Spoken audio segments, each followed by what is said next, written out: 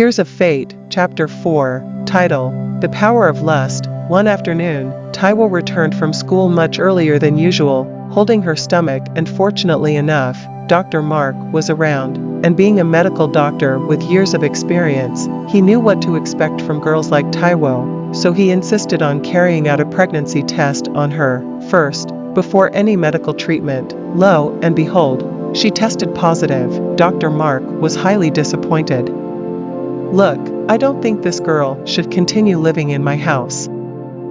Before you came here, my wife and I were two reserved people. I have also noticed that you and Kehind are of the same kind, but this one, pointing at Taiwo, I don't trust her at all, so she must leave my house for good, he said in the presence of Mary and Chimamanda. Mary shamefully dragged Taiwo inside their room and started reprimanding her, but unfortunately, Taiwo had no sense of remorse at all. Why are you doing this to yourself, to me, to all of us? I have told you girls our story. I did not hide anything from you. What have I done wrong? Mary cried. Rather than apologize for her wrongs, Taiwo continued to eat the chewing gum in her mouth as she spoke to her mother. Mummy, I have seen it long ago that you people don't like me, no problem. Go ahead and like Kehind, she's your preferred one, not me. There's no need expecting me to become an angel that I am not. She continued to speak until Mary angrily shut her down and started beating her, but instead of her to run away, she was set to retaliate until Chimamanda came to separate them. With that frustration, Dr. Mark pushed Taiwo out of his house, and she was even glad to leave with some of her things. Mary begged on her behalf severally, but Dr. Mark refused to listen. He seemed to be a principled and disciplined man, though kind-hearted, but once he took a decision, even the wall of Jericho might not be able to break him out of it. As soon as Kehind heard of it, she returned home from her boarding school and went straight to Dr. Mark's office to beg on behalf of her sister. Dad, I know you have taken a decision, and such a hard one too, but I also know that you're a man of great passion for the souls of men. That was why you took our mom in the first place. Today, I am proud to call you my father. I know that my sister hasn't been a good girl, everyone knows that, but if you throw her away, who will pick her up? How many men out there are like you? I want you to please take her back and give her another chance, please. Dr. Mark never refused anything from Kehind, and as usual, he asked them to bring Taiwo back to the house. Mary was so happy to know that Kehind could do such a thing for her sister, despite the fact that Taiwo had demonstrated nothing but hatred for her. The next day, Mary began to search for Taiwo. She looked for her in all her friends' houses, but none accepted to know her whereabouts, until one of her former schoolmates agreed to take her to where Taiwo could be found. And behold, it was in a hotel, where she had turned into a full prostitute. Already? You mean you were already in this type of place, just after 4 days? I feel so sorry for you.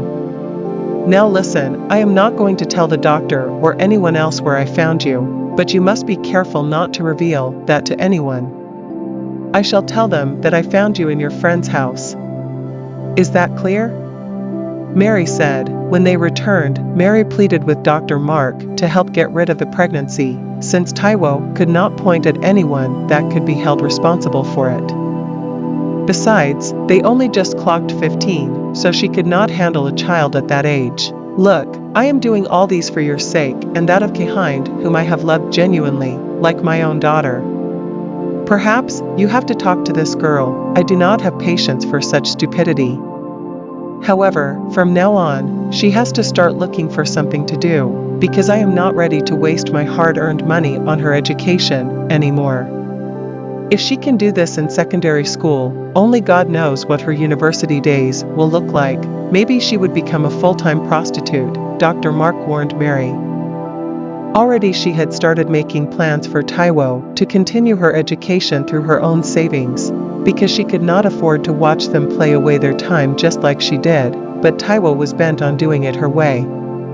She had already decided to learn hairdressing at a shop close to Dr. Mark's house, while her twin sister, Kehind, was looking more promising in her education. She passed her jam so well that Dr. Mark wished that she was his own biological child.